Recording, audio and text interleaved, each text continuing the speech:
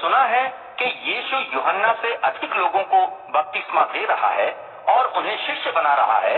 यद्यपि यीशु स्वयं बपतिस्मा नहीं दे रहा था, बल्कि यह उसके शिष्य कर रहे थे, तो वह यहूदिया को छोड़कर एक बार फिर वापस गलील चला गया।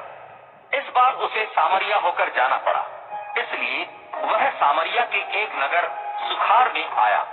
यह नगर उस भूमि के पास था जिसे याकूब ने अपने बेटे यूसुफ को दिया था।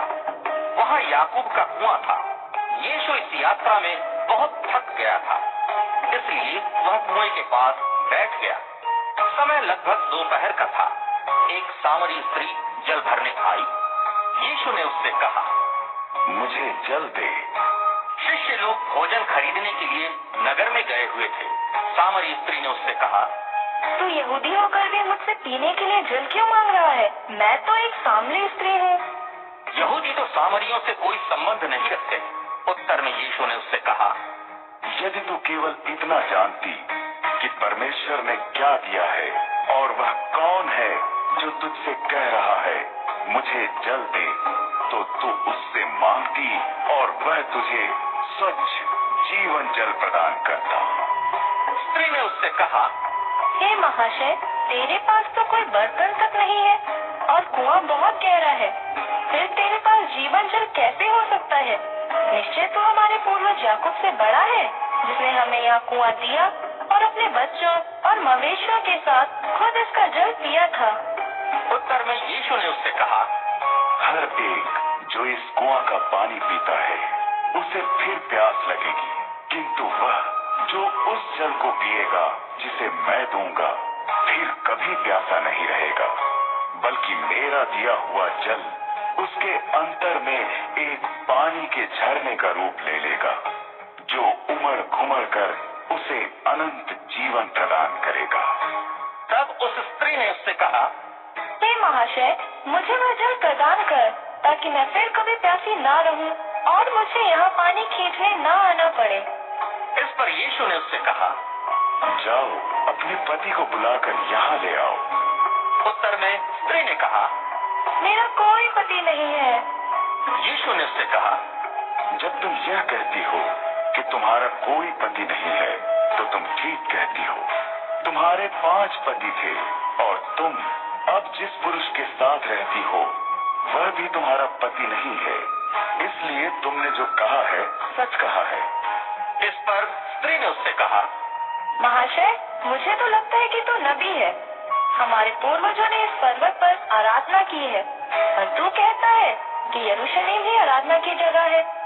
यीशु ने उससे कहा, हे स्त्री, मेरा विश्वास कर कि समय आ रहा है जब तुम परम पिता की आराधना न इस पर्वत पर करोगे और न यरूशलेम में। तुम सामरी लोग उसे नहीं जानते जिसकी आराधना करते हो, पर हम यहूदी उसे जानते हैं जिसकी आराधना करते हैं, क्योंकि उद्धार यहूदियों में से ही है। पर समय आ रहा है और आ ही गया है जब सच्चे उपासक पिता की आराधना आत्मा और सच्चाई में करेंगे। परम पिता ऐसा ही उपासक चाहता है। परमेश्वर आत्मा है और इसीलिए जो उसकी आराधना करें उन्हें आत्मा और सच्चाई में ही उसकी आराधना करनी होगी। फिर स्त्री ने उससे कहा, मैं जानती हूँ कि मसीह यानी क्रिस्त आने वाला है। जब वो आएगा तो हमें सब कुछ बताएगा। यीशु ने उससे कहा, मैं जो तुझसे बात कर रहा हूँ वही हूँ। तभी उसके शिष्य वहाँ लौट आए और उन्हें यह देखकर सचमुच बड़ा आश्चर्य हुआ कि वह एक स्त्री से बातचीत कर रहा है, पर किसी ने भी उससे कुछ कहा नहीं। तुझे इस स्त्री से क्या लेना है? यह तू इससे बातें क्यों कर रहा है? वह स्त्री अपने पानी भरने के घड़े को वहीं छोड़कर नगर में वापस चली गई और लोगों से बोली, आओ और देखो, एक ऐसा पुरुष है जिसने मैंने जो कुछ किया है वह सब कुछ मुझे बता दिया। क्या तुम नहीं सोचते कि वो मसीह हो सकता है? इस पर लोग नगर छोड़कर यीशु के पास जा पहुँचे। इसी समय यीशु के शिष्य उससे विनती कर रहे थे, हे रब्बी, कुछ खा ले। पर यीशु ने उनसे कहा, मेरे पास खाने के लिए ऐसा भोजन है जिसके बारे में तुम कुछ भी नहीं जानते।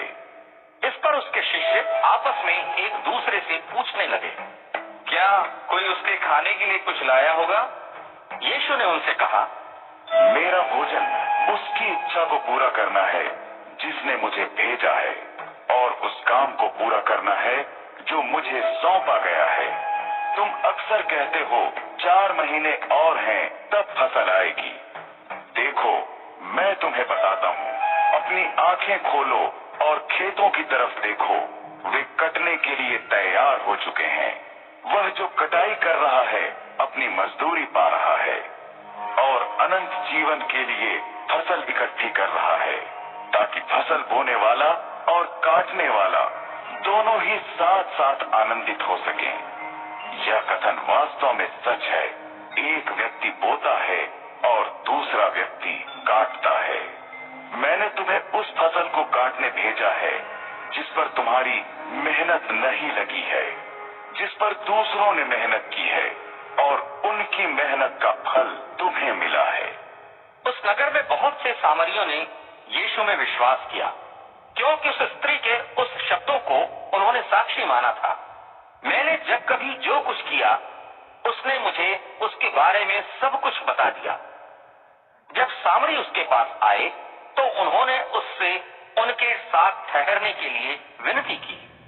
इस पर वह 2 दिन के लिए वहां ठहरा और उसके वचन से प्रभावित होकर बहुत से और लोग भी उसके विश्वासी हो गए।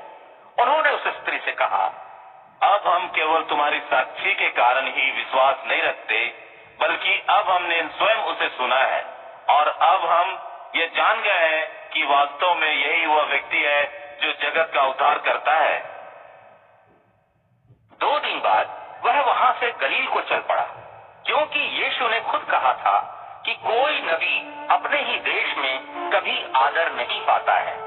इस तरह जब वह गलील आया तो गलीलियों ने उसका स्वागत किया, क्योंकि उन्होंने वह सब कुछ देखा था जो उसने यरूशलेम में पर्व के दिनों में किया था, क्योंकि वे सब भी इस पर्व में शामिल थे। यीशु एक बार फिर गलील में काना गया, जहां उसने पानी को दाखरस में बदला था। अब की बार कफरनहूम में एक राजा का अधिकारी था जिसका बेटा बीमार था। जब राजाधिकारी ने सुना कि यहूदिया से यीशु गलील आया है, तो वह उसके पास आया और विनती की कि वह कफरनहूम जाकर उसके बेटे को अच्छा कर दे, क्योंकि उसका बेटा मरने को पड़ा था। यीशु ने उससे कहा, अद्भुत संकेत और आश्चर्य कर्म देखे बिना तुम लोग विश्वासी नहीं बनोगे। राजाधिकारी ने उससे कहा, महोदय, इससे पहले कि मेरा बच्चा मर जाए, मेरे साथ चल। यीशु ने उत्तर में कहा, जा, तेरा पुत्र जीवित रहेगा। यीशु ने जो कुछ कहा था उसने उस पर विश्वास किया और घर चल दिया।